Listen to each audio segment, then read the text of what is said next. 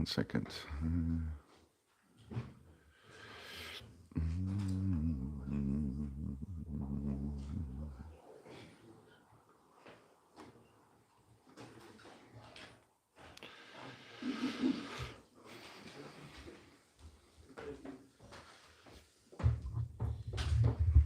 Yes. All good?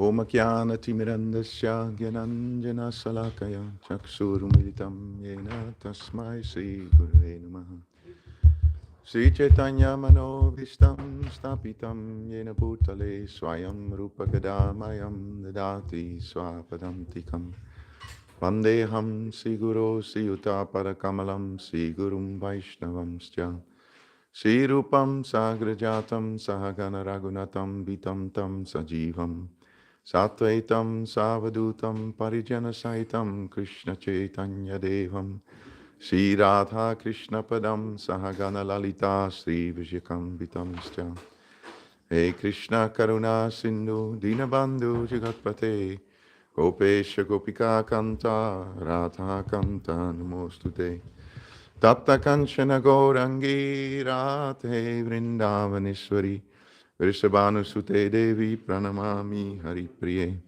Vanchakalpatarupyascha Kripasindhupya Evacha Patitanam Pavanepyo Vaishnavebhyo Namo Namaha Shri Krishna Chaitanya Prabhu Nityananda Shri Advaita Gadadhar Sivasadi Gaura Bhakta Vrinda Hare Krishna Krishna Krishna Hare Hare Hare Rama Rama Rama Hare Hare Srila Prabhupada Ki Jai. I have some water for me. Yes. Maybe just a minute. Thank you. So welcome back, everyone, for the third session of this seminar. We had an introduction, and then we discussed the 9 processes of devotional service. Shravanam, Kirtanam, Smaranam, Padasevanam, Archanam, Vandanam, Dashyam, Sakyam, Atmanivedanam. And we had some interesting discussion. Which of these 9 is the best? Because Srila Prabhupada, his translation problem.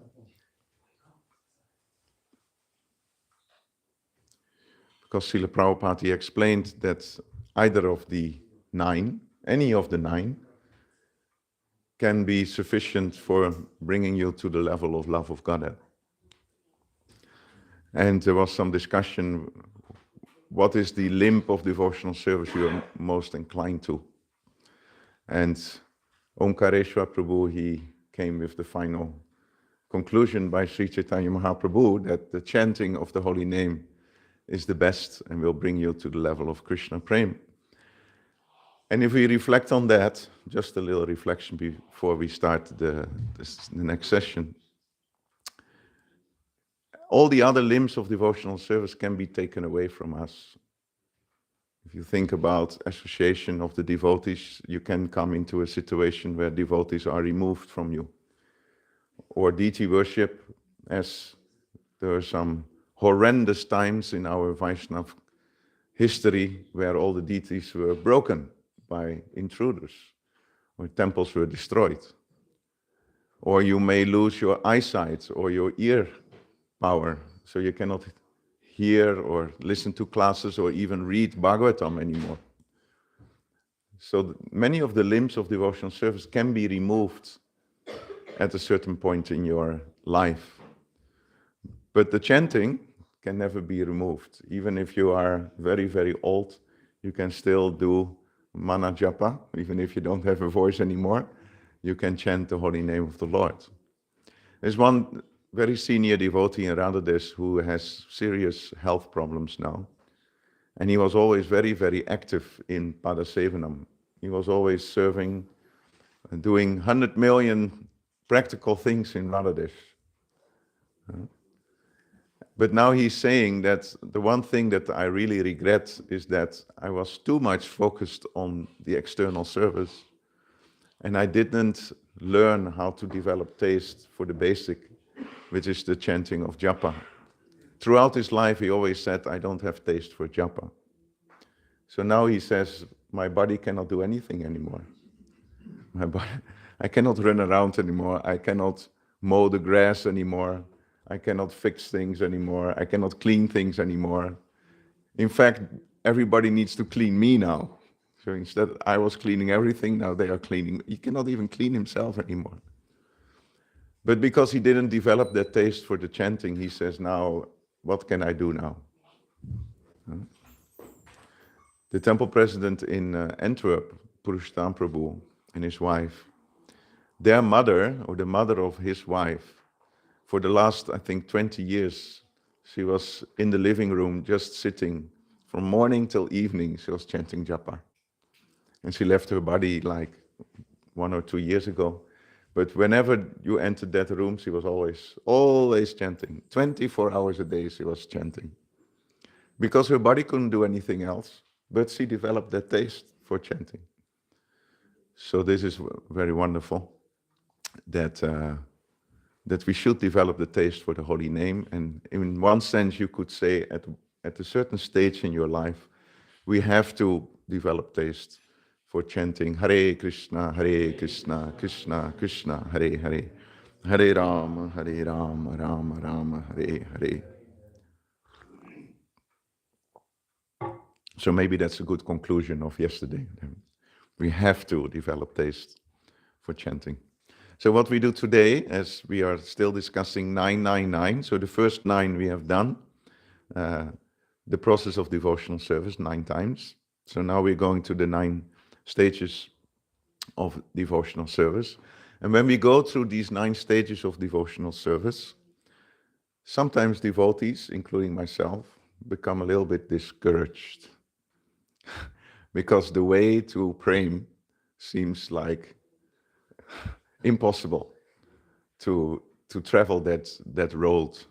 But there is a very nice quote here, where Prabhupada says, for the chanters of the holy name, their name is already written in Krishna's book for going back home, back to Godhead. So that's very encouraging, that if you are a chanter of the holy name, then your name is already written in Krishna's book for going back home, back to Godhead. So in one point, you will be claimed by Krishna. So this is a purport from the 12th chapter of the Bhagavad Gita. You may know that the 12th chapter of the Bhagavad Gita is called Devotional Service. It's about Bhakti Yoga. And Krishna is explaining different stages of devotional service, whereas in the 8th verse of that chapter, Krishna says, Mayeva mana adatsva mayi buddhim nivesaya nivasishya shimayeva atta urtvam na samsaya. Krishna says that if you always use your mind and intelligence for me, you always attach your mind upon me, then you will live with me. This is without a doubt. So this is about smaranam. We have to think about Krishna. And if we can fix our mind on Krishna, Krishna says, you will live in me. You will live with me. You will come to me if we fix our mind on Krishna. So how many of you in this room are able to fix your mind on Krishna 24 hours a day? Anyone? Maharaj? Somebody is pointing at you. Maharaj is able to. Yeah, but that's an exception. No? You always have somebody in the outside category who is able to do that. Fix your mind. Like Ambarish Maharaj, Savai Mana Krishna Padara Vindayo. He was always thinking about Krishna. But Krishna is a very practical person. He's not only the supreme person, he is also very practical. So he says, Atachitam samadatum nasakshnosi mahishtiram. Abhyasa yogino tato mam itcha aptum dananjaya. Such a beautiful verse. This is the 9th verse of the 12th chapter of the Gita. Krishna says, if you're not able to be in samadhi, atachitam samadatum. If you're not able to be in samadhi, this is quite a statement, na sakshnosi maishtiram. Maishtiram means a steady mind on Krishna. Then abhyasena, Abhyasa yogino tato. Abhyas, many times Prabhupada translates the word abhyas as to practice. But actually the literally translation is to repeat. Yeah. So to practice or to repeat again and again till you master it. Abhyasa yogino tato. And then mam itcha aptum dhananjaya. If you practice sadhana bhakti, then you will develop the desire to always think of me and come back to me. So mam itcha aptum dhananjaya. So in this verse, Krishna is inspiring us to follow the process of sadhana bhakti. And in the purport, Prabhupada says this: to practice the regulated principles of bhakti, yoga, one should, under the guidance of an expert spiritual master, follow certain principles. So you can check yourself, are you following this? One should rise early in the morning. I think many of us did, right? We're rising early in the morning. Take a bath, enter the temple and offer prayers, and chant Hare Krishna. Then collect flowers to offer to the deity. This we did. Cook foodstuffs, they are doing now, to offer to the deity. Take prasadam, we will do after, and so on. There are various rules and regulations which one should follow, and one should constantly hear Bhagavad Gita and Srimad Bhagavatam from pure devotees.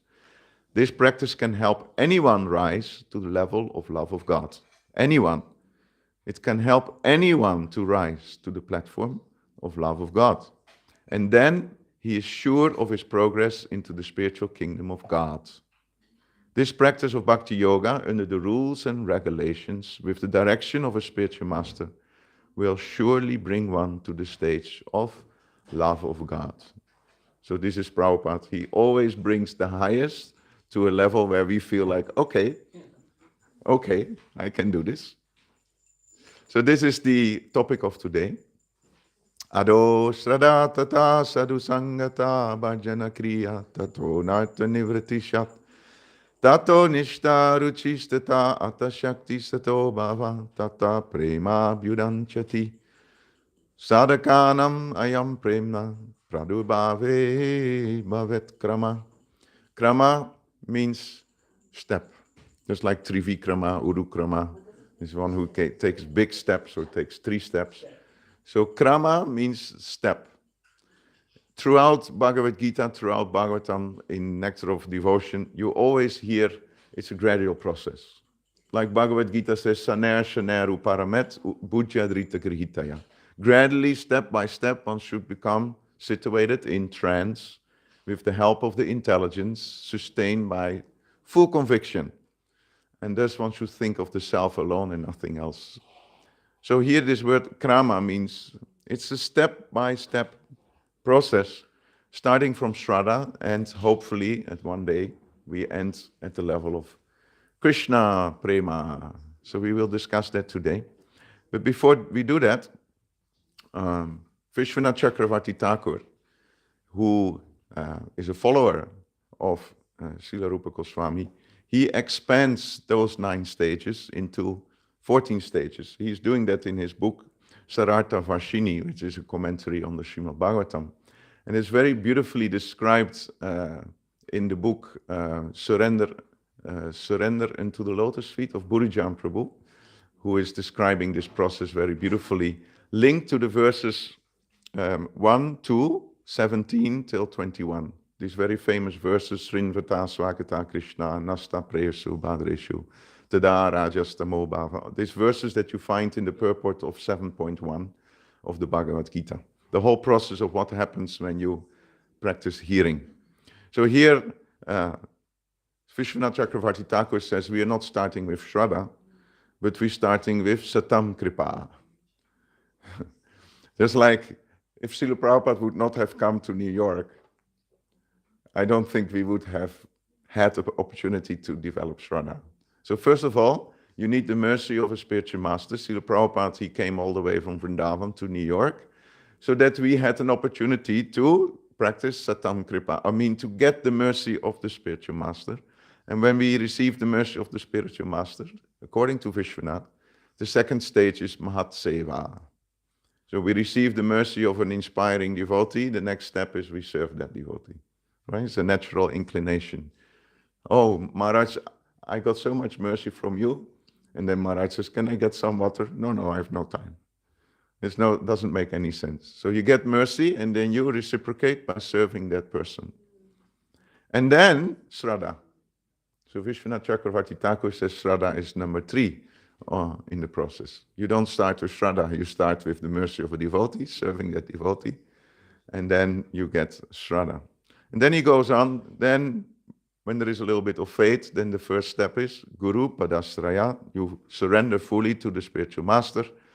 Bhajareshu Spriha means you develop like a desire, a longing to engage in bhakti. Then you start the process of sadhana bhakti. Then anartha pagamam, anarthas are removed by that process. Then we reach the level of nishtha, which is similar to what Rupa Goswami is saying. Also ruchi, taste will develop. Then we will become attracted to Krishna as a person. Then we become in love. No, not in love. It's like the difference between Ashakti and Rati is, Rati Prabhupada explains, is the natural attraction between a young boy and a young girl.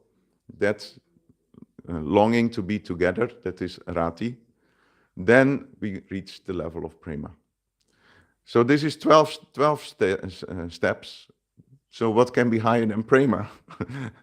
Vishwanath Chakravarti Thakur, he adds 2 levels on top of Prema. Anyone knows? Mahabhav? Yes, well, not in this context, but Mahabhav is indeed higher, but Mahabhav is not possible for the jivas. So therefore, it's not mentioned by Vishwanath Chakravarti Thakur. That's part of the Mahabhav.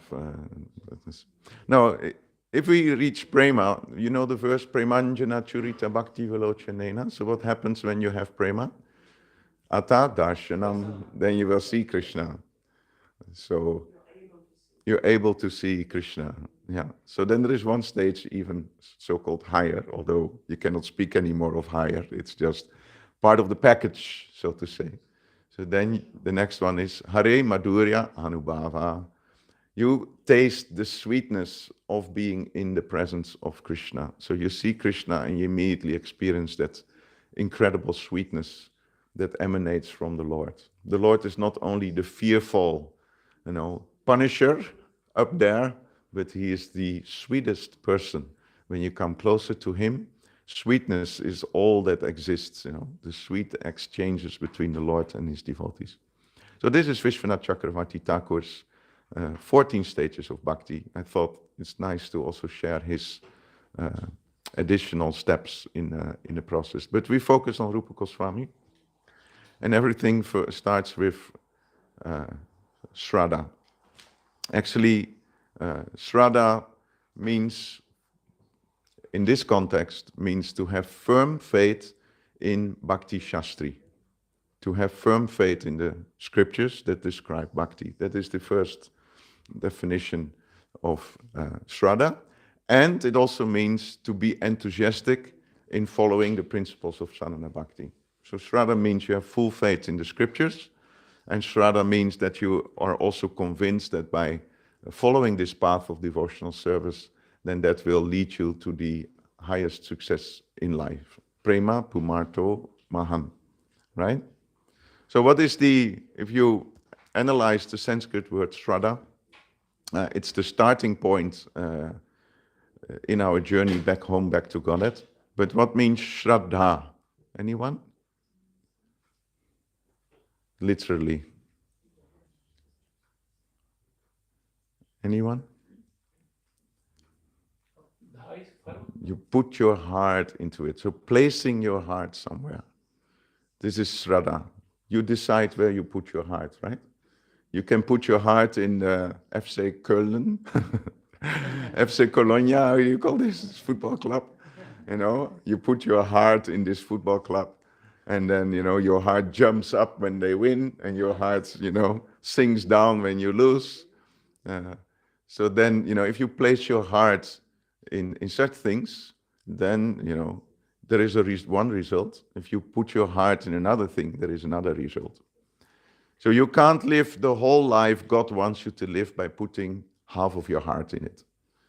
In other words, if we become convinced that Krishna consciousness is the process, then try to put all your heart in it. Don't hold back. Half-hearted devotional service is troublesome. You agree? It's very difficult to do like a little bit bhakti and a lot of other things. It's a process where you require to put your heart in. So what is the biggest lie in the world related to faith? What is the biggest lie in the world? Faith is blind. Faith is blind, yes, but I look for something else. What is the lie that we are all receiving from society? What is the biggest lie? Statistics. Statistics, in what sense? Balance. What do they want us to believe? Yes. Logic. Sorry. Logic or rational. Sorry. That we never die. Okay. Yes, Prabhu? That science is knowledge and religion is just a belief. It's not like That knowledge or religion is just a belief. Okay. Stability. Yes. We need to become happy. Oh, we need to become happy. Okay, but do you don't want to be happy? We are the ultimate enjoyer that everything. Oh, now we're getting closer. That we are the enjoyers. Yes. Yes. Actually, the biggest lie is that happiness comes from bringing the senses in contact with the sense objects. That you understand? So the lie that they tell us that we need to believe is that by putting your senses in contact with the sense object, that is actually going to make you happy. Restaurant ambiance perfect for the five senses. So if you try to maximize the enjoyment of your five senses, that will make you happy. Actually, the whole marketing world of the trillions of billions of dollars that goes on in the marketing is trying to make us believe that if you just put your tongue in contact with the ice cream, you will be happy. If you use your sense of touch by touching this object, then you will be happy. If you put this music on, then you will be happy. If you look at these figures, you will be happy. If you put on Netflix and you watch this movie, then that will give you happiness. So that is the biggest lie that they like us to believe, to consume as much as possible because that will make you happy. But of course, the definition of Shraddha is given in the Madhya Lila of the Chaitanya Charitamrita. This is Chaitanya Mahaprabhu speaking to Sanatana Goswami. You might know this verse. Shraddha Shabde Vishwas Kahe Sudrida Nishchay Krishna Bhakti Koila Sarva Karma Kritta Hoy. So here the word Shraddha Shabde, that's the sound Shraddha, actually means this. Vishwas Kahe Sudrida Nishchay. Vishwas, we come to that definition later on, but literally it means very strong conviction. Sudrida means firm faith in something. Steady nishchay, steady firm faith in what? Krishna, Bhakti, Koile, Sarva, Karma, Krita, Hoy. The firm, convincing faith that simply by engaging in the process of devotional service, everything will be accomplished. I just need to focus on devotional service. All the rest will come automatically. In the 8th chapter of the Gita, the last verse, this is also mentioned. Vedeshu yagyeshu tapashu cheva daneshu yapunya phalam pradishtam. So if you engage in devotional service, then your endeavors to study Vedas or performing great sacrifices or to do yoga or whatever, all the results of that is automatically included in the process of devotional service. So this is firm faith that I simply have to engage in devotional service. So Vishwas, confidence, faith, or trust. But Vishwas can also be phrased differently. Vishwas. So Vishwas means firm faith, conviction, and trust. But Vishwas is very nice, free breathing or living. In other words, if you are completely convinced about Krishna as our protector, as our maintainer, as our best friend, like we discussed yesterday, then you can start to let go, you know. It's such a wonderful feeling to understand, deeply understand that we are not the enjoyers. You don't have to run around and do this and that and, you know, to make yourself happy. It's such a relief. People outside, I'm working in the corporate world and I hear all the talks amongst the colleagues on a daily basis. How much endeavor they have to take to strive for something, and when they reach it, they realize that, oh, it was not exactly what I wanted. But, and then they look for something else, you know. How was Ibiza? Yeah, no, it was good. We had good days.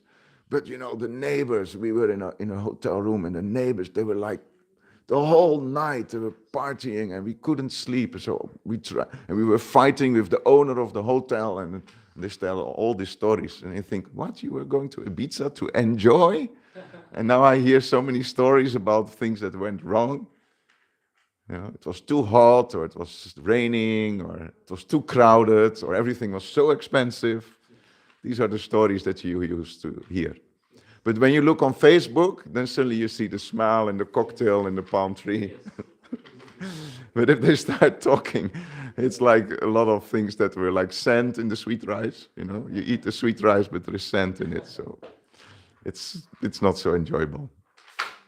So Shraddha is confident, firm faith that by rendering transcendental loving service to Krishna, one automatically performs all subsidiary activities. Such faith is favorable to the discharge of devotional service. So very important to develop our faith. And that's why we have to read Prabhupada's books. We have to read Prabhupada's books over and over and over and over again, because it will fuel our faith, not just in Krishna, but also in the process of devotional service. And this is the warning. Everybody knows this verse. Asradadana purusha dharmashasya parantapa aprapyamam nivartante mrityu samsara vartmani. Krishna here, normally Krishna is very positive, but now here Krishna says asradadana purusha, for that person who is not faithful in dharma shasya, in the process of devotional service, then it's okay, Krishna says. If you don't have faith in me, if you don't have faith in this process, okay. But the result is aprapya mam nivartante. You will not attain me. So what will happen when you don't attain Krishna? Mrityu samsara vartmani. You will stay in the cycle of death, birth and death. So this is very important. Those who are not faithful in this devotional service cannot attain me, O conqueror of enemies.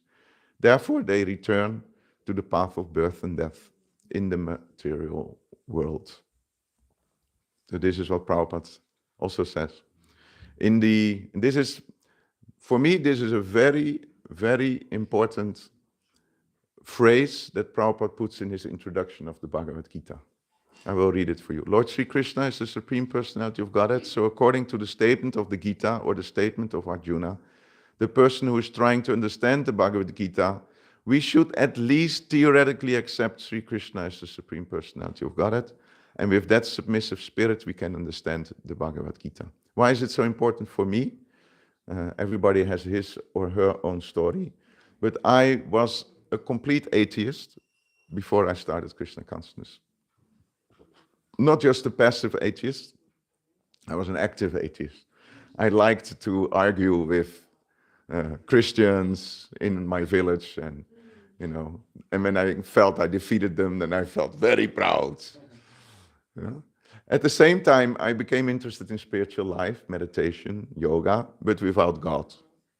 I did not believe in God. I believed in spirituality without God.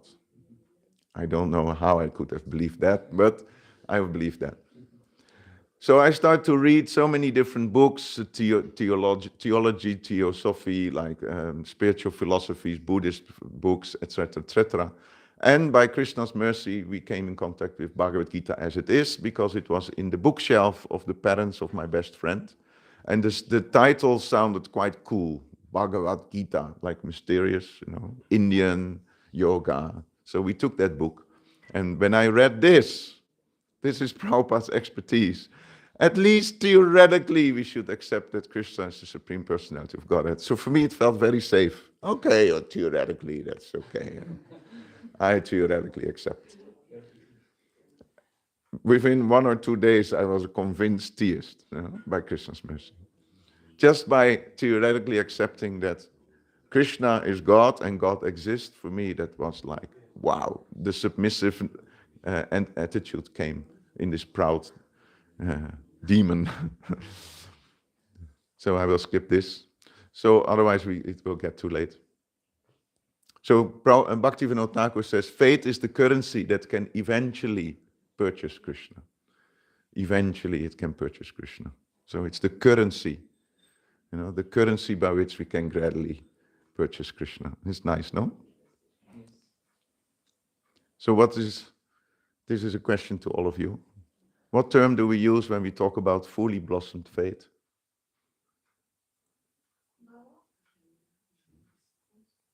Getting close. When faith is fully blossomed, how do you call it? Prema. Yes. So actually, prema is the complete faith of the soul in the Lord. When you have that to the extreme level, fully faithful, like the gopis, when they escaped from their houses to dance with Krishna in the night, they knew, actually we can lose everything, because we are not chaste to our husbands. So if we go to Krishna, then we lose everything. In the Vedic culture, this was not done. But they had full faith that Krishna will protect. So that is prema. So when we have that faith, little faith, like in my case, I developed a little bit faith in Krishna, at least theoretically. And of course, Krishna immediately reciprocates. I don't know how it was with you when you started your Krishna consciousness. But my best friend was walking on the street, in the shopping street, and there a devotee came with a stack of books. And that devotee, gave the signs of self-realization, the Prabhupada book, book about Prabhupada's life. So he had like a stack of 6, 7 books that he bought, because one of the books that he carried on his stack was the Bhagavad Gita, and my friend, he recognized that book. So then he wanted to purchase all the other books, and he gave the address to that devotee. So the devotee called us a few weeks later and visited our house with the Bhagavatam set. So in a few weeks, we had all the books of Srila Prabhupada. And then the next visit, because they saw that we were very seriously starting our Krishna consciousness, they brought a murti from Srila Prabhupada, So maybe 2 months after I started being interested in Krishna consciousness, I suddenly had a Prabhupada murti at my house, and we had the pictures of Bhakti Siddhanta, Gorky Shore, everything was there. And we made a beautiful altar from the top of the roof, from the top of the ceiling till, we made the curtains ourselves. We really became convinced simply by 1 or 2 times associating with devotees who were so merciful to give us books, give us Prabhupada in our lives. So this is the power of sadhu sangha. It's so extremely powerful. So there are 5 processes in devotional service, according to Rupa Goswami, according to Chaitanya Mahaprabhu, that are most powerful. Sadhu Sangha, Nama Kirtan, Bhagavat Shravan, Mathura Vase, Sri Murtira, Stradaya Seva. So these 5 processes, starting with associating with the devotees, are the most powerful. Chanting the holy name, worshipping the deity, hearing Bhagavatam, and going to the holy place. These are so powerful. Sakala Sadhana Shrestha, Pancha Anga, Krishna Prema Janma, Panchira Alpasanga. If you associate a little bit with these 5 processes, then automatically prema will manifest in our heart. This is what Lord Chaitanya says to Sanatana Goswami. But can you imagine that without sadhu sangha, how would Nam Kirtan be? We had a very nice kirtan this morning, very enthusiastic kirtan. Thank you, Prabhu, for your nice kirtan. So everybody was dancing. Can you imagine that you're just alone here? You enter the temple room every day and you're alone. It's not really the same, right? What about Bhagavad Shravan? You read Bhagavatam on your own, just that.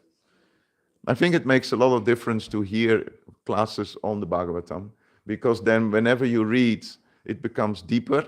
It's like a combination of self-study and listening from other devotees. This combination will make us grow in our spiritual life. Just reading Bhagavatam, it's not many who can do that. So we need the association of devotees while hearing Bhagavatam. Mathura Vas, let's say, maybe sometimes devotees would like that when you go to Vrindavan, there is nobody. Especially with Kartik. How many of you went to Vrindavan recently with Kartik? Yeah, in the last few years? Yes. It's full. But just imagine there is nobody. It's not really so nice, huh? Or doing deity worship just alone, every day alone. There is nobody around. Every day you do the worship of the deities. So I think sadhu sangha is fueling all the other processes of devotional service. Personally, I go every week to Antwerp, and sometimes I stay overnight with my step daughter and her husband because it's convenient. It's already more difficult when you wake up in the morning, you're alone, you sit in the sleeping room, you chant your rounds alone, to try to do a little meditation on Krishna, but there are no devotees.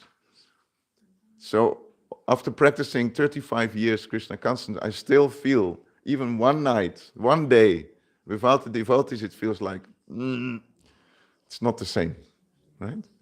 So in Satya Yuga, in the first Yuga, the practice of self-realization was alone. But in Kali Yuga, the practice of spiritual life is really together. Yes, we have to practice Krishna consciousness together with the other devotees. It's so important. So there are a few verses that are key here. You might know the first one. Sadhu Sangha, Sava Sastre Koi. Lava Matra Sadhu Sangha, Sava Siddhi Hoi. Just one moment association with the devotees can change our life. Just like I mentioned, just this one line that Prabhupada wrote in the introduction, immediately it changed my life completely. One moment of associating with devotees who visited our house, I would almost say that the wheat plants went out and the tulsi plant came in. That is what happens when you associate with devotees. Or this one, Sadhu Sangha Krishna Bhakti Srada Yadi Hoi Bhakti Pala Prema Hoi Samsara Hoi Ksai. By associating with a devotee, one awakens his faith in devotional service to Krishna. Because of devotional service, one's dormant love for Krishna awakens, and thus one's material conditioned existence comes to an end. And the last one that I wanted to mention is also a very amazing one. Krishna Bhakti Janma Mula Hoya Sadhu Sangha. The root cause of devotional service is Sadhu Sangha. But the second line is pretty amazing. Krishna Prema Janma Krishna Prema Janma Teno Puna Mukhya Anga. But when you have achieved the level of Krishna Prema, still associating with a devotee is essential. So it's not just the beginning of our spiritual life, but it seems to be also at the end of our spiritual life. When we reach the highest level. Do you have any example in Chaitanya Lila that shows this fact, this point? So any story comes in your mind?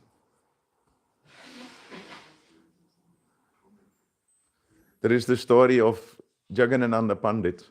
Jagannananda Pandit is an incarnation of Satyabhama.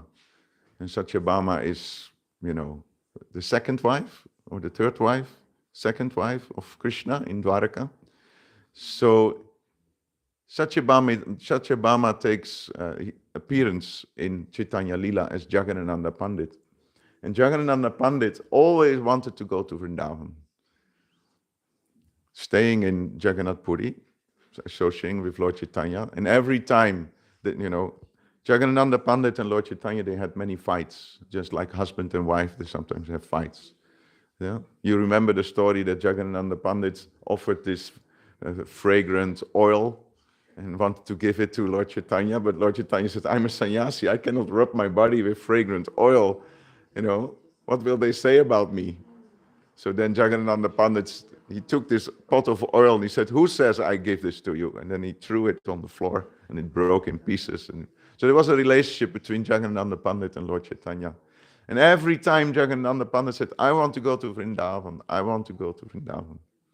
So finally Lord Chaitanya says to Jagannatha Pandit, okay, you can go to Vrindavan, but when you reach Vrindavan, you should immediately take shelter of Sanatana Goswami and don't leave him for even a minute. So even if we are on the highest level of Krishna consciousness, still we always need to associate with devotees who are in a higher bhava, in a higher mood. We always have to take shelter. It's very important. So then we go from Sadhu Sangha, we go to Bhajana Kriya. Like we mentioned yesterday, when you come in contact with a devotee, almost immediately they engage us in devotional service. You have that experience also, right? Sometimes people are scared to visit a Krishna temple because immediately they are engaged in devotional service. Devotees are expert in engaging them in devotional service. So that is what we discussed yesterday, the 9 processes of devotional service. So we don't go very deeply into this today. Devotional service brings us in direct contact with Bhagavan. We said yesterday, Kriyata Bhagavati Ada. Why are these 9 processes so powerful? Because they directly link us to the Supreme Personality of Godhead. Direct connection between the Lord and the living entity when we engage in these 9 processes of devotional service. But what is exactly the link between Sadhu Sangha and Bhajana Kriya? According to scriptures, when is our devotional life actually starting? Yes? I've heard on the day when we received Diksha. Yes, very good. Immediately spot on. So when we associate with sadhus, then it should lead to taking shelter of one of those sadhus. Ado Guru Padasrayan, and then Diksha. It goes. This is a verse also in the 22nd chapter of the Madhya Lila. It's pretty amazing that Chaitanya Mahaprabhu explains to Sanatana Goswami that there are 64 limbs of devotional service. 64. The first 5 are all related to Guru. Ado Guru Padasrayan. First of all, you take shelter of a spiritual master. It's the first limb of devotional service. You would expect that, you first offer a flower and you chant a little bit, and then, you visit the temple, and then later on, when you become more mature, then you take shelter of a spiritual master. But according to Chaitanya Mahaprabhu, the very first thing that you have to do is Ado Guru Padasrayan. You take shelter, ashray, of the lotus feet of a spiritual master. The second one is you take Diksha, you take formal initiation. Then the third one is you serve him. The fourth one is you inquire from the spiritual master how you can advance in spiritual life. And the fifth one is you inquire from the spiritual master how you can follow in the footsteps of other devotees. So these 5 are the first 5 limbs of devotional service. And I think the fifth one is very nice, to understand from the spiritual master how we can expand the appreciation that we have for our spiritual master to all the Vaishnavas. I don't know how it is now. I think it's much more mellow than in the past. But when I joined in the early 90s, it was the period where there's still the Zonal Acharya principles were still very much prominent. And I was initiated by, or I am initiated by His Holiness Lokanath Maharaj. And then, when I was associating with devotees from more Eastern Europe and Germany, then Harikesh Maharaj was, of course, very much prominent. The festival, the Sankirtan festivals, and his Vyasa Puja. We went a lot to his Vyasa Puja festivals, etc. So if somebody asked me, so who's your spiritual master? I said, oh, His Holiness Lokanath Maharaj. And then sometimes they even said, well, you have to measure the power of the spiritual master by the results. So in other words, they almost said to me that, yes, Harikesh Maharaj is clearly the most advanced, so I feel a pity for you that you are not initiated by Harikesh Maharaj. So that was like, there is only one person, everyone had this focus on this one spiritual master, but the appreciation for other God brothers or other disciples, it was just only that person, which is not so healthy. But here it says that the disciple should learn from the spiritual master to expand the appreciation that you have for your spiritual master to all the other Vaishnavas and to treat them likewise. So, and then when you receive the orders of the spiritual master usually gives us instructions according to our inclination, right? We have here three personalities standing. This is Narahari, and we have Raghunandan Thakur, and we have Mukunda. And these were all family members. Mukunda and Narahari were brothers, and Raghunandan was the son of Mukunda. Now, Mukunda was a physician, he was a doctor. We have a doctor here in the room, Omkareshwar, scientist, yeah. But this Mukunda was a doctor. So he was earning money by being a doctor. Narahari Sarkar, he was very fond of kirtan. We sing in the Gaura Arti, Narahari Ari Kori Chamaradulaya. So he was like fanning Lord Chaitanya, and he was engaged in kirtan. And Raghunandan Thakur, he was very much affiliated with deity worship. You know the story that his father Mukunda asked him to, when he was only 5 or 6 years old. So he got this experience of engaging in deity worship. So Sri Chaitanya Mahaprabhu, he said, dear Narahari, you go with the preachers and you travel with them and you preach along. That should be your service. Then to Raghunandan Thakur, he said, you should always engage yourself in deity worship. And then he said to Mukunda, you are a physician, so you remain a physician, but you not only cure the body, you also cure the soul of those who visit your practice. No? So these are different instructions from Lord Chaitanya to the three different entities. So service can be very personal, according to the inclination that you have. Now, Jai. Vijay Goranga Dayanitai Ki Jai. Now this stage of Bhajana Kriya is also called Anishtita Bhajana Kriya. It's not steady. We are not going too much in detail because otherwise we will not be able to. But if you want to know if you are on the unsteady or the steady devotional service, then it's nice to study Madhurya Kadambini from Vishwanath Chakravarti Thakur, and to really contemplate on these 6 symptoms of persons who are not yet on the steady devotional service. Like Utsahamayi means you are just in contact with Krishna consciousness, you have read Gita one time, you have chanted one time 16 rounds, and then you already feel like, I know everything, and you become overly confident. It's called false enthusiasm, you know.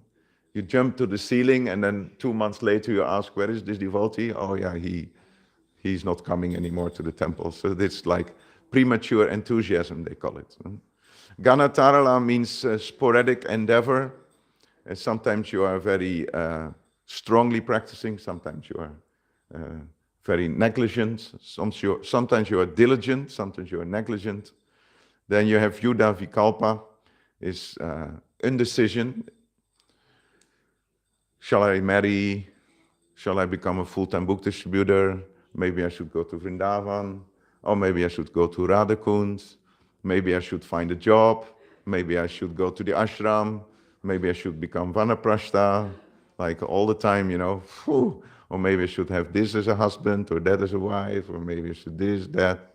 But this is Vyuda Vikalpa. Then Visaya Sangara means you struggle with the senses. You make a resolution in your mind, from today onwards I will stop eating sugar. No more sweets. During the week, no more sweets, I stop. I think many devotees had made that resolution, like, it's too much, from now on, no more sweets. And then 2 weeks later, you even eat more sweets than when you made the vow, You just overindulge in the thing that you wanted to renounce. And Niyamakshama means the inability to improve your spiritual life. Like, from today onwards, I chant 64 rounds. From today onwards, I will fast every Ekadasi fully, Nirjal. From today onwards, I will read every day one chapter in the Bhagavad Gita. Usually this lasts for 2 days, 3 days, 1 week, 2 weeks, and then we fall back into our normal routine. And the last one is Taranga Rangini, which is a very dangerous one. That suppose you overcome all these 5, and you become very fixed in devotional service, and devotees start recognizing you as a fixed devotee, suddenly you start to get all the credits. Now you are the person who gets the flame first. Oh, finally they recognize. It's very dangerous. Oh, you get extra treatment, special treatment. Devotees are very respectful to senior devotees, and we should do that. But it's also a challenge for senior devotees to receive suddenly respect that others don't receive. Because if you get that on a daily basis, it really gets into your system. Okay, so.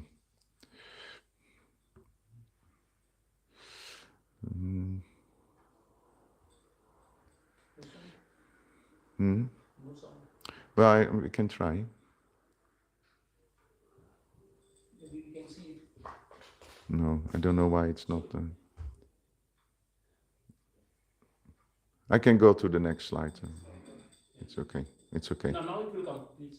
Don't read. Oh. I'm never so I will start from the beginning. for you. But you don't take a part. Sorry. I will try to get this. Don't take advantage of it, eating and sleeping. Sorry. Take advantage of this book, then your life will be set. My duty I am giving so valuable things. Day and night, trying to become a guilty. Live to work. And if you don't take advantage of this, then what can I do for you? So this was Prabhupada who's saying that I did so much for you to write all these books so that you become steady in your devotional service. But if you don't read my books, then what can I do? So basically he said, I woke up very early every night to do this for you. But if you don't take advantage, I cannot do much for you. So when we engage ourselves seriously in this Anishita Bhajana Kriya, then we come to the stage of Anartha Nivritti. What does that mean? What means Nivritti? To get rid of. To get rid of, yes. And Anartha means? Anartha means unnecessary things which keep us away from Krishna. Like Yes. Literally means, Artha means? meaningful. And anartha is Wealthy. Anybody else then, Omkareshwar? You're too eager. What means Artha? artha means meaning. Meaning or? One said that we shouldn't stay on Anartha and Nivritti, but we should go to Artha. Ah, that comes. Yeah, very good. So Artha means something what is valuable, something of value. And Anartha means it's not valuable for the soul. So you have to give up all the things that are not valuable for the soul. Can you mention some? What is not valuable for the soul? Laziness. Laziness? Yes? Pride? Sensual distractions like Sensual distractions? Yes? Jealousy, lust, anger, greed, enviousness. It's the reason why we are in this material world, is to be envious. Yes. Yes. So many anarthas are there. According to Bhaktivinoda Thakur, you have 4 causes of anarthas. Weakness of heart, aparat, asatrishna means literally thirsty for material things. You're thirsty for material things. Here, the four main categories. So the first cause of anartha is weakness of heart, according to Bhaktivinoda Thakur. And there are four weaknesses, you can read it: attachment to objects not related to Krishna, deceitfulness, enviousness, desire for fame. Then you have also different kinds of anartha apparatas. You know, Vaishnava apparat, Nama apparat, Seva apparat. You also have Dhamma apparat. Then you have asatrishna, thirstiness for material things, from gross to subtle, material objects, heavenly comforts, mystic powers, and the desire for liberation. This is asatrishna, impersonal liberation. And then tattva vibhrama is to interpret the philosophy. No? So illusion about one's own identity, illusion about Krishna's identity, illusion about the process of devotional service, like that. So these are causes of anarthas, and somehow or other we have to try to overcome them. Now, I don't know if you have that same experience, but faith can come very quickly. Association with devotees goes very quickly. Then we start engaging in devotional service very quickly. And then anartha nivritti. It seems like this stage is lasting forever. You don't come out of this. It's the everlasting stage where all the devotees are struggling on. But we can use that feeling of it takes so long in this beautiful prayer. All glories to the all-merciful Radha and Madan Mohan. I'm lame and ill-advised, yet they are my directors, and their lotus feet are everything to me. So this name, Madana Mohana, is very beautiful. Madana Mohan means one who allures the Cupid, and one who allures the allure of Cupid, Srimati Radharani. But you can also read it as Madana Mohana. You can only worship the Lord when you get rid of your mada, your madness, and your moha. So when you can overcome madness of material desires and the illusion related to it, then you can actually start worshipping Krishna. And this is the very beautiful verse that is linked to it. Srinvatam swakata Krishna punya sravana kirtana. Riddhi antastohi abadrani. So anartha is the same as abadrani. It's inauspicious things in our heart. Vidunoti suritsatam. Krishna will clean it when we engage in devotional service. Now this one, how many of you have ever climbed like a mountain, or you made a walk to the top of a mountain, maybe in Switzerland or something? A long walk, you know. Any one of you has made a long walk and you could see in the distance the top of that mountain and you're climbing?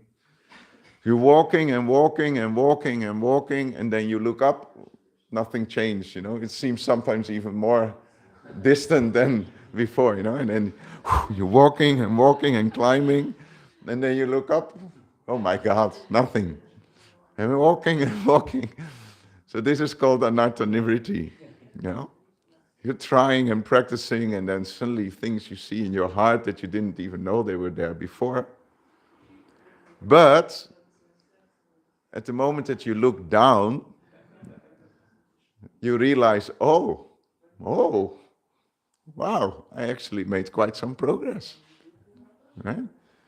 So therefore, it's very important that we not only focus on anartha nivritti. It is said by Bhaktivinoda Thakur that if you focus only on anartha nivritti, it's almost like nirvishesh, it's like impersonalism. We should try to look up to the things that are ahead of us. And by practicing devotional service, we will find those jewels on our path of devotional service. So we go beyond anartha nivritti. If we clean our hearts, as Prabhupada said, maybe jokingly, for 75% of anarthas, then you come to the level of nishta, steady devotional service. Nasta preyasu abhadreshu nityam bhagavata sevaya bhagavati uttama sloke bhaktir bhavati naishtiki. Naishtiki means you are not wavered anymore. You're stuck in devotional service. Very steady. This is what we want, right? Nishtita bhajana kriya, not anishtita bhajana kriya. We want to be fixed in devotional service. The example that Prabhupada gave in the Radha Damodar temple, when the devotees were there for the first time, when we didn't have a temple yet in Vrindavan, the devotees together with Prabhupada stayed in the Radha Damodar temple, and every day one old lady would come to bring water from the Jamuna to be used for Radha Damodar Seva. Every day the devotees saw that lady carrying a pot with water, bringing it from the Jamuna to the temple so that the pujaris could use that. And they mentioned that to Prabhupada, and Prabhupada says, the day that you don't see her means she died. That means Nishta. The day you don't see her, she died. Otherwise she would have come. So this is Nishta. So actually, the process from Shraddha to Nishta, basically speaking, you can say is a little bit in your own hands. You have some control on that. This is the responsibility of the devotee. Sometimes when I give seminar on Shraddha to Prema, I say, for me, it's more relevant to speak about from Kama to Nishta, instead of from Shraddha to Prema, starting from Kama, the situation we are in now, but we want to come to the level of Nishta. What is beyond that is a little bit beyond me. Yeah? But then, when you are steady in your devotional service, then by the mercy of Krishna, therefore we put Krishna there, by the mercy of Krishna, we suddenly experience some taste coming, it becomes juicy. The holy name suddenly becomes sweet instead of bitter. The deities suddenly come alive. The Bhagavatam suddenly speaks to us. So this is happening when you become steady.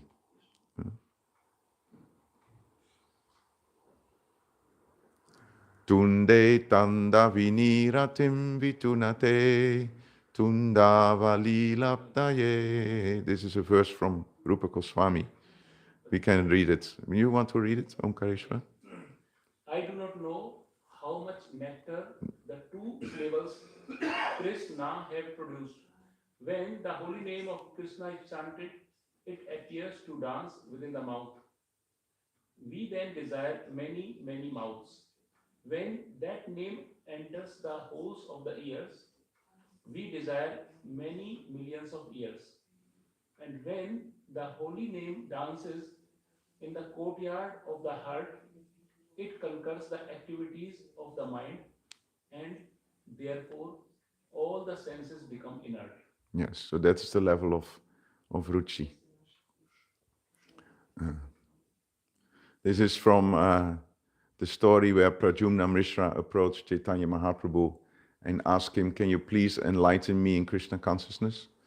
And Sri Chaitanya Mahaprabhu, he replied that, I see that you have acquired a taste for hearing talks regarding Krishna. Therefore, you are extremely fortunate. Not only you, but anyone who has awakened such a taste is considered most fortunate. So if you feel that you have developed some taste in the process of devotional service, you should feel very, very, very fortunate. Now, Ruchi has two causes. As we mentioned, Nishta is one cause of Ruchi. But where is the mercy then? You can say, if I become very steady, then Ruchi comes. But there is a beautiful verse, Sushrusho Saradanasya, Vasudeva Kata, Ruchi. Shanmahat Sevya Vipra. So Ruchi, according to the Bhagavatam, also develops when we please the devotees. When the devotees are pleased with us, then they can give us also Ruchi. It's Mahat Sevam. By serving the devotees, our Ruchi develops. Just like here we can see this, the prostitute, by the mercy of Haridas Thakur, she developed Ruchi, and she started to chant many, many, many rounds every day, from being a lusty woman into a very steady devotee who was chanting with a lot of taste. So then we go on, we continue our journey. As we mentioned yesterday, the difference between Ruchi and Ashakti is that Ruchi is taste for the process, and Ashakti is attraction for Krishna. So one is taste for the process, the other one is attraction for Krishna. Now, is this Yesterday somebody mentioned the prayer of Queen Kunti. This is a beautiful prayer of Queen Kunti. We can chant together. Tvai me nanya visaya mati madupate sakrit ratim utvahatat ada gange vaugam udan vati. So what does this mean? O Lord of Madhu, as the Ganges forever flows to the sea without hindrance, let my attraction be constantly drawn unto you without being diverted to anyone else. And in the 7th chapter of the Gita, the first verse, Krishna speaks about this Ashakti. Yeah? Maybe you don't get this link immediately. Mai Ashakta Manaparta Yogam Yunjan Madasraya Asam Sayam Samagramam Yatagyasya Sitachrinu. Here Krishna clearly says to Arjuna that if you simply hear touch Shrinu, if you simply hear with mind attached to me, your consciousness fully absorbed in me, then you will know me in full, free from doubt. So Bhagavad Gita, many times we say it's the ABC, it's the basic, but here Krishna speaks about Ashakti. Yes. So it's, I don't agree with devotees who say that, Bhagavad Gita, I don't have much taste for it, I want to go to the higher. I want to go higher, but in the Gita there is so much juice. If you can find it, Maya Shakta, be in the Ashakti platform. So beautiful. Ashakti also, as Vishwanath Chakravarti Thakur was saying, it's also Rati. This verse we know from Kapila Muni. We are not going over it. The nice thing is here you can see Anukramishati. Again, you see the word krama. Anukramishasi. Anukramishasi means step after step after step after step, starting with Satam Prasangam Mamaviya Samvido. That is what we do today. Satam Prasangam Mamaviya Samvido. Together we hear and chant about Krishna's name, fame, glories. And then what happens? Shraddha Ratir Bhaktir Anukramishati. Your faith increases, it will develop into attraction, and ultimately we go to the level of real bhakti. So then we come to the platform of bhava, ecstatic emotions. We can chant one verse.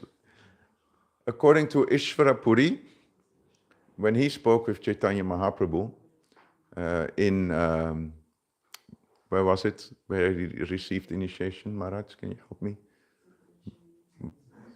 Where did, when his father left his body, then Sri Chaitanya Mahaprabhu, he went to? Gaya, yes, he went to Gaya. And there he met his spiritual master, Ishvara Puri. And apparently, Ishvara Puri, he touched his heart and he gave him some instructions. And he said, the essence of the Srimad Bhagavatam is this verse. Evam vrataha svapriya nama kircha yata anurago druta chitta uchai hasatyato roditi rauti gayati unmadavan richati lokabaya. Evam vrataha svapriya nama kircha. Everything starts with the vrata, with the vow to chant the Hare Krishna Maha Mantra. How many of you are initiated in this room? How many of you are initiated? Yes, so you have made a vow to chant 16 rounds, right? So that's the start of it. Evam vrataha svapriya nama kircha. You have made a vow to chant your sweet names that you received from your spiritual master, kircha. Then what happens? Jata anuraga. Jata means something takes birth. Anuraga. Anuraga means you develop attachment for that process of devotional service. And when you have attachment for the process of the chanting of the holy names, then druta chitta uchai. Chitta means your heart or your consciousness, and druta means it melts. Suddenly your consciousness melts. All the good qualities come out of your heart. And then the next stage is hasati ato roditi rauti gayati. So you start to laugh, you start to cry, you start to shout, you start to sing very loudly. And then the neighbors will knock on the door. Hey, quiet. Unmadavan, and you become mad after Krishna. Nrityati lokabaya. And then you start dancing and chanting even in the streets. Lokabaya, without being conscious of what happens externally. So this is the beautiful verse from the 11th canto of the Srimad Bhagavatam. By chanting the holy name of the Supreme Lord, one comes to the stage of love of Godhead. Then the devotee is fixed in his vow as an eternal servant of the Lord, and he gradually becomes very much attached to a particular name and form of the Supreme Lord. As his heart melts with ecstatic love, he laughs very loudly, or cries, or shouts. Sometimes he sings and dances like a madman, for he is indifferent to public opinion. So this is the process of chanting, how we should develop our chanting to the level of madness in Krishna Prema. So I go a little bit further. Srila Prabhupada, as I mentioned in the beginning, Srila Prabhupada many times he brings that very high level of Krishna consciousness and he puts it on the devotees who are, around him. He says here, these symptoms are very prominently manifest in the body of a pure devotee. Sometimes when our students of the Krishna consciousness movement chant and dance, even in India, people are astonished to see how these foreigners have learned to chant and dance in the ecstatic fashion. As explained by Chaitanya Mahaprabhu, however, actually this is not due to practice, for without extra endeavor, these symptoms become manifest in anyone who sincerely chants the holy names of the Lord. So it's very accessible. We think it's somewhere there, but if we go on Harinam or we have kirtans in the temple room, we might experience these symptoms. And then we come to the level of prema. We chant this verse, Namo Mahavadanyaya Krishna Prema Pradayate Krishnaya Krishna Chaitanya Namne Gauradesh Namaha. So here we talk about Lord Chaitanya's quality, his activity, his name, and his form. It's all in this verse. Have you ever realized that? Sri Chaitanya Mahaprabhu's quality, his activity, his name and his form are all in this mantra from Rupa Goswami. The first one is Namo Mahavadanyaya. That is his quality. He is very magnanimous, very merciful. And then what is his activity? Krishna Prema Pradayate. He is giving prema. That is what he does. Just like we have this word Sampradaya, we are in the Brahma, Matva, Gaudiya, Vaishnava, Sampradaya. So this beautiful, this word Sampradaya means, Sam means complete, Pra means to give, and Daya means mercy. So this is the institution, the Sampradaya means the institution that gives complete mercy. Sampradaya. So Krishna Prema Pradayate, that is the activity of Lord Chaitanya. And then the name of Lord Chaitanya, Krishna Chaitanya. See, Krishna Chaitanya, that is his name. And then Namne Gauradesh Nama, and that is his form, his golden, beautiful form. So this is all in this one mantra, Namo Mahavadanyaya mantra. But we like to focus on Krishna Prema Pradayate. Lord Chaitanya Mahaprabhu, he is giving the highest to the lowest in a most easy way. That is the definition of mercy. Somebody who gives the highest to the lowest in the most easy way. That is mercy. And then we come to this fully blossomed, beautiful lotus flower, which is the magical love between Krishna and his devotees. Shraddha is like the seed or the little sprouted creeper, and prema is the fully blossomed flower. Shraddha is like the milk, and prema is like the burfi, right? I just want to ignite your appetite because it's almost breakfast time. So therefore I put this slide here.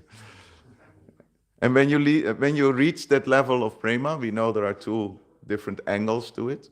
You have Sambhoga and you have Vipralamba.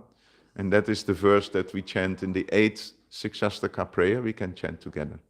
Aslishyavapādaratam pinashtumam adarshanam mamahatam karotu va Yata tatava vidadatu lampato mat prananatastu sevana praha. So this is so beautiful. We tell Krishna, it doesn't matter if you crush me by your embrace, or you make me broken-hearted by not being present before me, you will always remain my Lord. In any condition, whatever it happens with me, I will always remain your servant. So many times we say, yeah, prema is not for us, it's too high. But we have many parts of the morning program where we talk about prema, like this one. Sri Radha Govinda Preme Sadayena Bhasi. We ask Tulasi, please give me prema. And this one, prema bhaktiya hoite avidya vinasajate. Spiritual master gives prema, and he destroys the ignorance, right?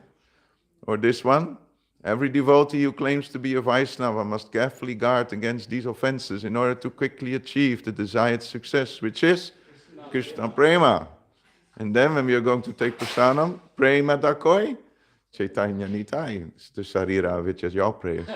So our life is mixed with so many questions that we ask, the request towards Tulsi, towards Lord Chaitanya, towards the spiritual master, please give me this prema.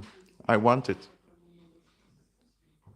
And that is the beautiful last slide of this sloka. Sriman rasarasarambi vamsivata tatastita kashan venuswane gopi gopinatu sriyestuna.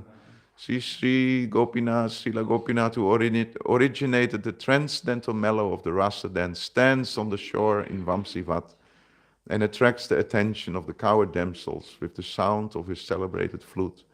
May they all confer upon us their benediction. So that is the process from Shraddha to Prema. We had to go a little bit fast, but this is what we should aim for. And this is what Lord Chaitanya Mahaprabhu came to bring us, the highest to the lowest. And here we are, in the Western world, very polluted society. But somehow or other, we are in the association of the devotees, and we have access to making process from Shraddha to Prema, Nitai, Gaura Premanandi, Hari Hari Bo. Yes, Prabhu, Hare Krishna. I have one question. I recently heard that the Kanisha Adhikari means that he's from Shraddha to Anartha and everything. But like Kanisha, he's under Nishta, so he's still on 4. And then the Madhyama Adhikari is from Nishta to Bhava. And the Uttama Adhikari is on the Prema stage. I just wonder, is it correct? Well, you have many explanations on it. Prabhupada also says that Kanishtas can also be pure devotees of the Lord. My second question was also like, I was also told that a pure devotee can be a Kanishta, a Madhyama Adhikari, Yes. Uttama. Yes, there are examples of Kanishta Adhikaris. I can't recall which examples, but Prabhupada gives examples that this is a Kanishta pure devotee, and this is a Madhyam pure devotee, and this is a Uttama pure devotee. Now, of course, if you are in Vrindavan, you have Brijbasis who have their own little temple, and the whole day they offer worship to their deity. So, Archayam eva haraye, pujam yastradaye hate. A Kanishta Adhikari is beyond a Brahmana. That we also have to understand. Sometimes we say, oh, you're a Kanishta. Hare Krishna. If you know what the 9 qualities of a Brahmana are, Samo, Damo, Taposo, Cham, Xantir, Archivam, Evacha, etc. If you reflect on yourself, you're not a Brahmana. It's far away from our level. Kanishta is beyond a Brahmana. He's a devotee of Krishna. So you have Brijbasis who worship their deity in their home. Their whole life is surrounded by their deity, but they are not so much associating with other devotees. So Nachat Bhakteshu Chanyeshu Sa Bhakta Prakrita Smritaha. Bhagavatam says, if you are having full faith in the deities, but you don't recognize the devotees around you, then you're in the Kanishta.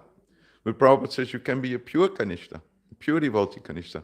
Your whole life is linked with Krishna, but you're just not interested in associating with the other devotees.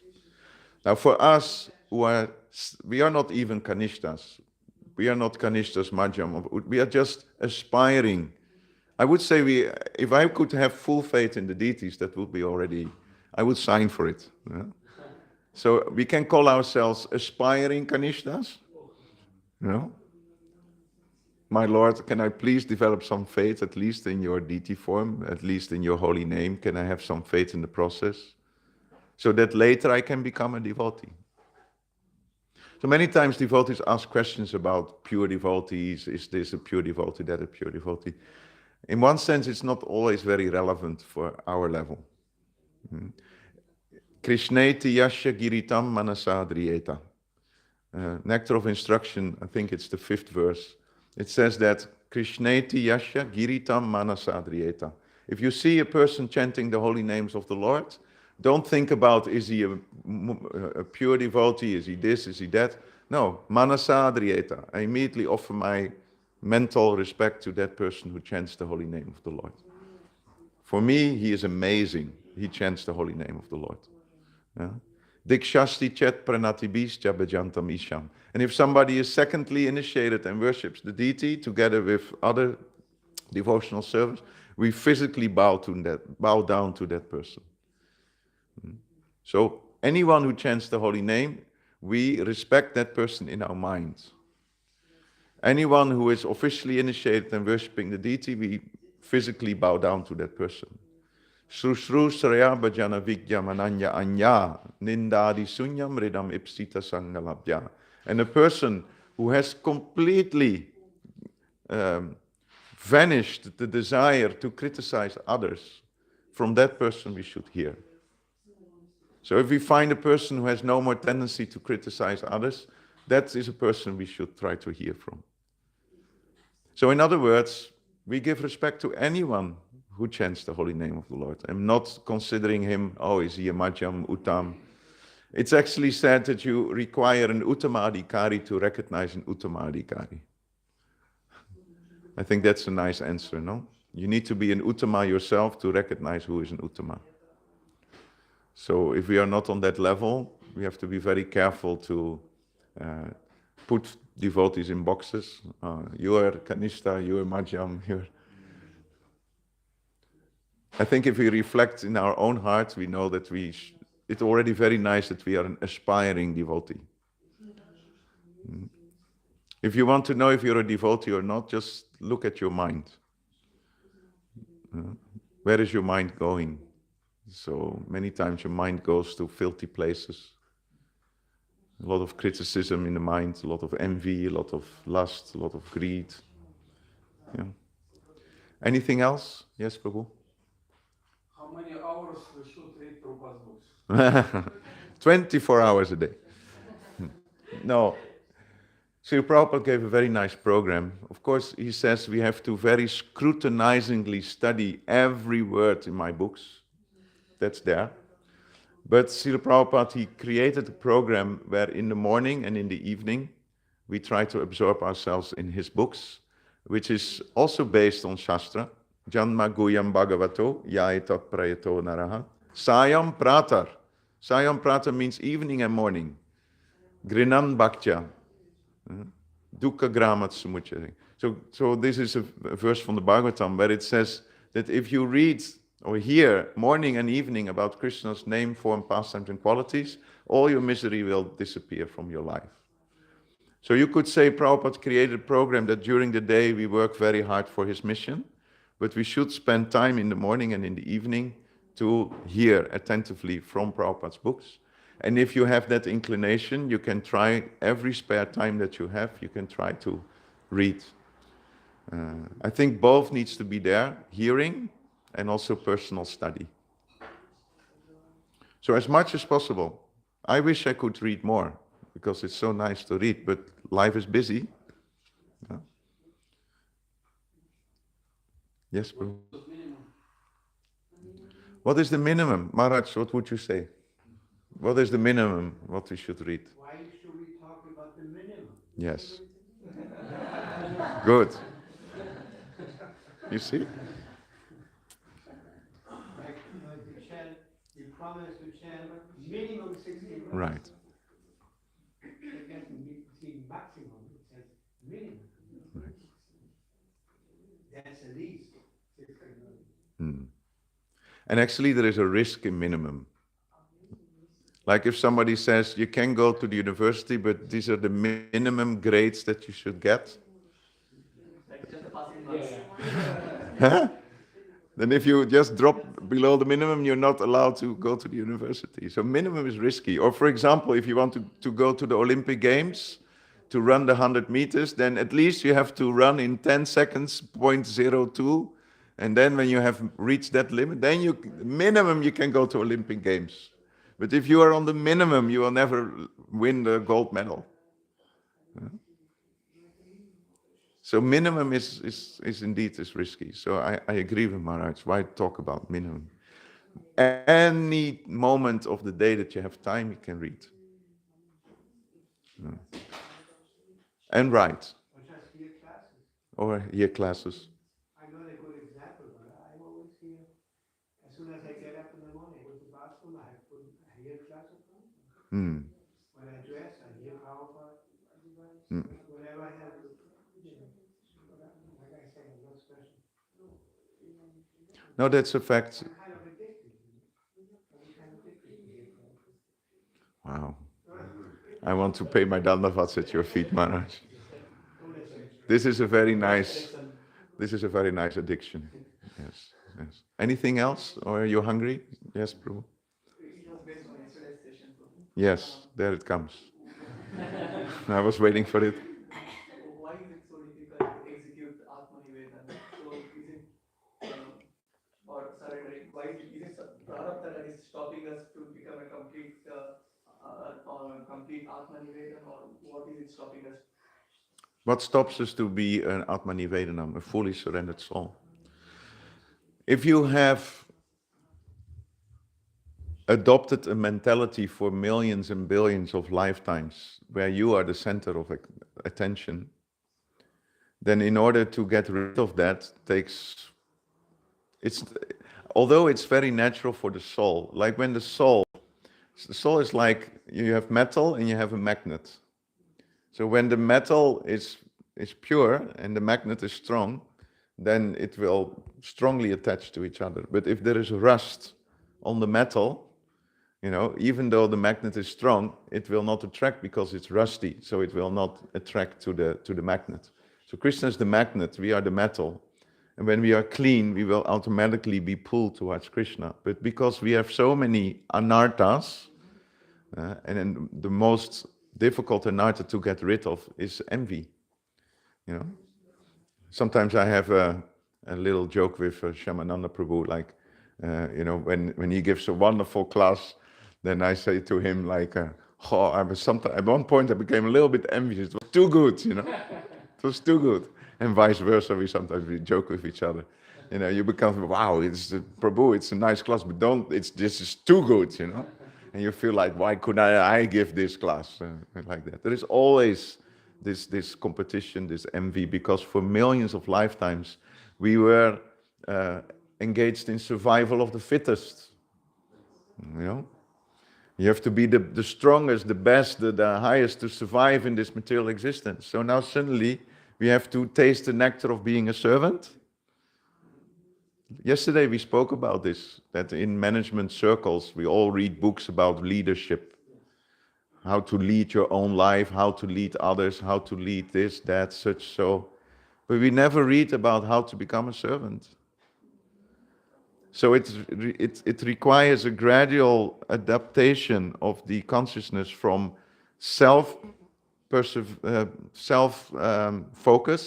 into Krishna focus. And that can take lifetimes. So one time they asked Srila Prabhupada, how much time does it take to surrender? And Prabhupada said, 1 second.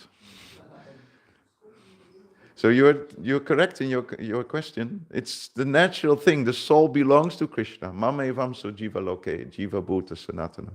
The soul's natural inclination is to be a lover of Krishna. But because we have become so foreign to that, it takes a long time.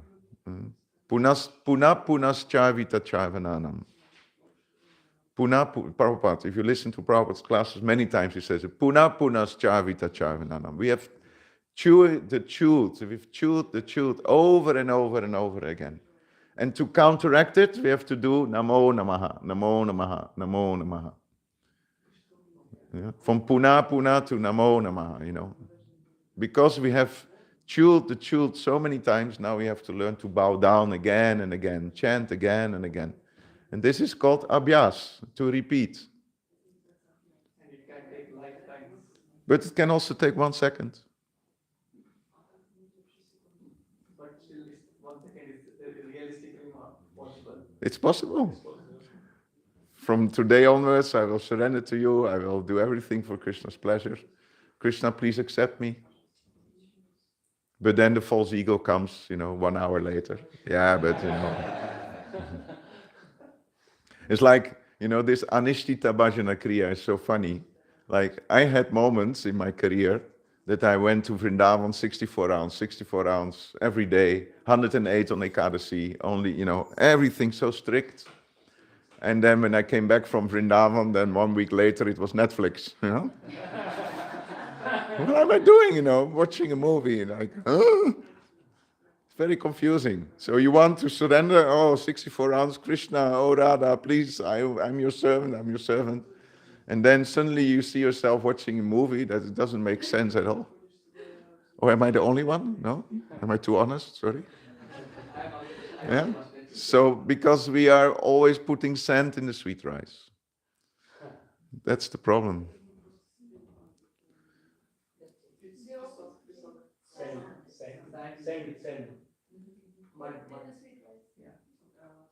Send. Yes, Prabhu. Теоретически принять Кришну, что он Бог, это шрадха или что это? Prabhu is asking, theoretically, to accept Krishna as the Supreme Personality of Godhead, is it the which level? Is it already Shraddha? You can say it's like Prabhupada is tricking us to come to the level of Shraddha. The context is, there are millions of books in this world. So if you take the Bhagavad Gita as one of the millions of books, then you will not really get the benefit, because Krishna says this, but I'm saying that, and you're saying that, and Blavatsky is saying that, and Jung is saying this, and Freud is saying that. So it's nice to know all this. Yeah, I've read Krishna's book, I've read Freud's book, I've read Blavatsky's book, I've read this. That's nice. But Prabhupada's saying, if you want to have the real benefit from the Bhagavad Gita, then at least theoretically you have to accept Krishna as the Supreme Personality of Godhead. So if you can at least theoretically accept that Krishna is the Supreme Personality of Godhead, you could say it's the beginning of faith. But real faith is that you have firm faith in Bhakti Shastri, and you have firm faith in the process of devotional service. That is the definition of real faith. So to just safely accept that Krishna theoretically could be the Supreme Personality of Godhead is actually opening the door, at least it opened my door, towards the process of bhakti and accepting Krishna as the Supreme Lord. For me, between that moment that I read it and that I really started with faith, took me maybe 2 days. And that is the power of Prabhupada. That's the power of Sadhu Sangha. He knows how to push the right button in order to make us surrender. And that's why I'm so grateful to Srila Prabhupada. I felt that nobody could convince me of the existence of God, and this one sentence in the introduction of the Gita did the job. Because if Krishna hears, this demoniac atheist is theoretically accepting me as the Supreme Lord, okay, now I give him some mercy. It's like, the two birds in the tree. One bird is always enjoying, the other bird is observing. This is the living entity, that is Krishna. So the bird is always turning his face away from Krishna. So the moment that you read, accept that Krishna theoretically is the Supreme Lord, is like looking at that bird, okay, maybe. And then Krishna says, now you're spiritualized. So that is Satam Kripa. That is the first stage according to Vishwanath Chakravarti Thakur. He gives a little bit mercy, and that opens the road to Krishna consciousness. Yes, Prabhu. Last question because it's breakfast time, no? This was yesterday's session. Yes. Prabhuji, in last session, you mentioned about the kind of relationship we develop with the Krishna. So you talked about Satya Rasa and of Dasya Rasa, Madhura Rasa. Why the concept of a parent and a child relationship is not much discussed in the Vaishnava literatures, like a devotee as a child and Krishna as a parent? Oh, Krishna as the parent. Oh, not Krishna as the child, but Krishna as the parent. Yes. Well, because the basic concept of Dasya is that we accept Krishna as our father. Yes. So Dasya Rasa is the most, actually, Dasya means servant master relationship. but that's also like, you serve, you see God as superior, so father is superior. It's the father of all living entities, Krishna says all living entities are part and parcel of me. So Pita he's the Aham Bija Prada Pita. Bhagavad Gita says, I'm the seed-giving father of all living entities. So our whole spiritual life starts with the concept that my father is supplying me. He's controlling everything, he's maintaining me. So it's very much prominent also there in the Vaishnava literature that the Lord is our master, our father, he is our caretaker, he is supplying. But in Vaishnava tradition, we don't want to have a relationship where we all the time receive from the Father. We want to increase our level of devotion that we can take care of Krishna. In all other religions, they look at God only as the Father. And what do children do? Those who have children, Daddy, can I have this? Daddy, can I have that? Daddy, can I have more? Daddy, can I have 3 toys? Daddy, can I have 4 toys? Daddy, can I have more GB on my phone? Daddy, may... So always daddy is like, I want to take from him. But in Vaishnava literature, we don't want to always take, we want to give. And therefore the other rasas are more emphasized. Because we want to be a servant. We don't want to be in the Chatur Vida Bhajante Mam Yana Sukritino Arjuna. Arto, Yigyasu, Artarti, Jnanitra, Bharavtarshava. We don't want to be in the mixed category of I worship God because He is going to remove my suffering. I worship God because He is going to supply my wealth. I worship God because He has to supply knowledge so that I can be satisfied in my inquisitiveness. All this. So in Vaishnava literature, there's more emphasis on, having that relationship of giving to God instead of taking. So we end here. Thank you very much. So we have one more last session at the Sunday feast. Thank you very much, Prabhuji. Hare Krishna. Thank you very much. Thank you, everyone. Yesterday we had a wonderful, very in-depth analysis and discussion about 9 processes of devotional bhakti. It's Nava Vidha Bhakti. And today we discuss about the 9 stages in the bhakti. And now we have a next session which will be also very, very interesting. And during the Sunday feast class at 2 o'clock. So please attend the 9 symptoms of an advanced devotee. So please everyone come for the session. Thank you very much. Let us chant Hare Krishna Mahamantra for good health and progress of Prabhu. Hare Krishna, Krishna Krishna, Hare